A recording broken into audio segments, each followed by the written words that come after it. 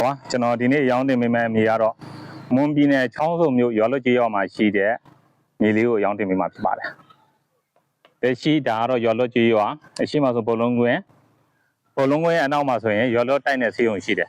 ။ကျွန်တော်ဒီဘက်ဘက်ချမ်းမှာဆိုရင်တော့ရွာလွတ်အထက်ကကျောင်းရှိပြီးတော့မှကျောင်းနီးတယ်ဆေးရုံနေနီးတယ်အားကစားဘုံလုံးကွင်းနဲ့နီးတယ်ဒီဘက်ဘေးမှာဆိုရင်လည်းစီတိုင်းလေးရှိတယ်ပြီးရင်သူ့နဲ့ဒီလမ်းရဲ့ဘေးနားမှာဟိုကရွာလွတ်တွေ့ရမှာထိုင်းခုစိန်ခင်မိုးစားတော့ဆိုင်လေးရှိတယ်ဒီဆိုင်လေးရဲ့လမ်းကြားဒါဆိုရင်ပေ20လမ်းရှိတယ်မိတိုင်းရှိတယ်ဒီမြေကွက်တကယ်ကိုစိတ်ချမ်းသာစရာမမြေကွက်လေးကိုလိုက်ပြပေးမယ်ကျွန်တော်နဲ့အတူတူလိုက်ခဲ့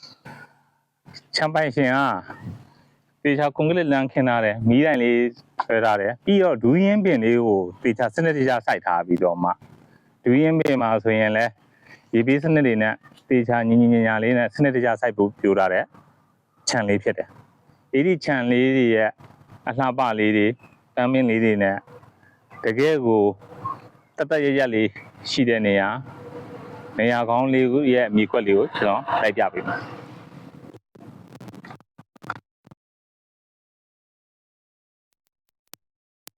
ဘူးမျက်နှာဝါ44ပေရှိတယ်အနောက်ပေ56ပေရှိတယ်44ပေဆိုတဲ့အနေထားမှာအိမ်နှလုံးတော့ကောင်းကောင်းဆောက်လို့ရတဲ့အနေထားရှိတယ်ပြီးရင်အတက်မှာဆိုရင်